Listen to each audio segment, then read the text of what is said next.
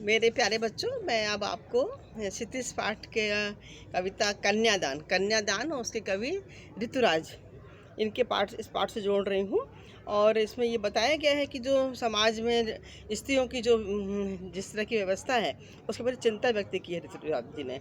और माँ बेटी का जो एक संबंध है, उसमें विवाह के समय जब माँ अपनी बेटी को कन्यादान करती है तो जो एक आदर्श परंपरा है उससे हटकर वो सीख दे रही है। माँ के लिए उसकी बेटी ही उसके जीवन का सब कुछ है।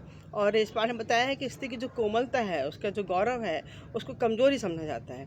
और इसलिए माँ उसको अपनी बेटी को सिखाती है। देखिए, मैं पद आपके समक्ष लेती हूँ। कितना प्रमाणित था उसका दुख लड़की को दान में देते वक्त, जैसे वही उसकी अंतिम पूंजी थी। अब भी लड़की सियानी नहीं थी, अभी इतनी भोली सरल थी। उसे सुख का आभास तो होता था, लेकिन दुख बाँचना नहीं आता था। पाठिका थी वह धुंधले प्रकाश की, कुछ तुकों और कुछ लयबद्ध पंक्तियों की। यहाँ तक ले लेते हैं। तो कितना प्रमाणित था, मतलब कितना शब्द, मतलब बहुत प्रमाणित था, मतलब सत्य था, स्वाभाविक है। जब बेटी की विदा होती है तो माँ का दुखी होना बिल्कुल स्वाभाविक है।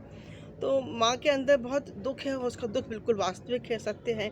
उसे लग रहा है जैसे कि जब वो कन्यादान नहीं कर रही, वो अपने जीवन की सारी संपत्ति, सारी पूंजी जैसे वो किसी को सौंपने जा रही हो, इतना उसके मन में भारीपन है। तो वो समझ नहीं पा रही, क्योंकि उसको लगता है कि उसकी बेटी अभी सयानी नहीं है, समझदार नहीं है, बहुत भोली है। विवाह के ऊपरी सुख का उसको आभास है, सजना संवरना, तैयार होना, इस तरह के ऊपरी सुख का उसे आभास है। परंतु वह सांसारिक के वैवाहिक जीवन के जो और व्यवहारिक पक्ष होते हैं, उसके अंदर की जो गहराइयाँ होती हैं, उससे वो अभी समझती नहीं है।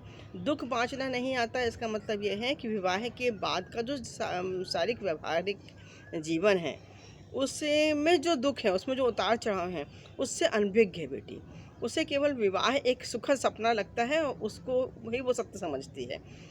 इसलिए उसको दुख बाँचना नहीं आता। इसका मतलब ये है कि उसे अभी उसके विवाह की जो गहराइयाँ हैं वो उसके समक्ष अस्पष्ट हैं, वो उसे समझती नहीं है, उसे उस दुख का ज्ञान नहीं है।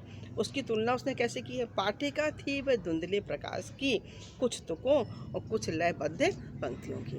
कवि कह रहा है कि माँ समझती है कि कम आयु की है उसकी बेटी, बहुत सरल स्वभाव की है, और अभी जो विवाह के बाद जो आगामी जीवन है वो कितना दुखद होता है, कभी कभी जीवन में उतार चढ़ाव आते हैं, बेटी उससे अनभिज्ञ है।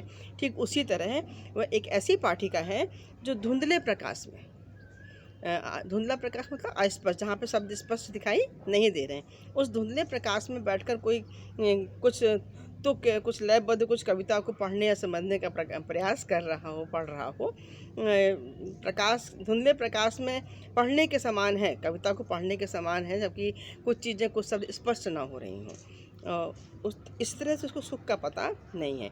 एक भाव ये भी हो सकता है, दूसरा भाव ये भी छिपा हो सकता है कि ऐसे के पास से पढ़ना जिसके पास कि ज्ञान का अभाव है। धुंधले, धुंधले से मतलब अभाव है ना, प्रकाश का अभाव, इस पर ज्ञान का अभाव है। ऐसे व्यक्ति के पास यदि हम अपना विषय सरल करने जाएंगे तो हम भ्रमित ही होंगे, हमारा विषय सरल नहीं हो सकता। उसी प्रकार कुछ लयबद्ध पंक्तियाँ, कुछ तुक, मतलब कविता का भाव है ना। तो अंधेरे में या धुंधले में जिस प्रकार प्रकाश की कमी में जब शब्द स्पष्ट नहीं होते, ऐसे समय में जब कोई पढ़ता है तो उसको ठीक से समझ में नहीं आता। बिल्कुल वैसा ही है इस कन्यादान के समय बेटी के प्रति माँ का भाव, कि अपनी बेटी को समझती है कि बहुत सरल है, सीधी है, स्वाभाविक है, और उसे दुख बांटना नहीं आता। Thank you. कुछ आपको पसंद आया तो सब्सक्राइब कीजिए, लाइक कीजिए और शेयर कीजिए। Thank you.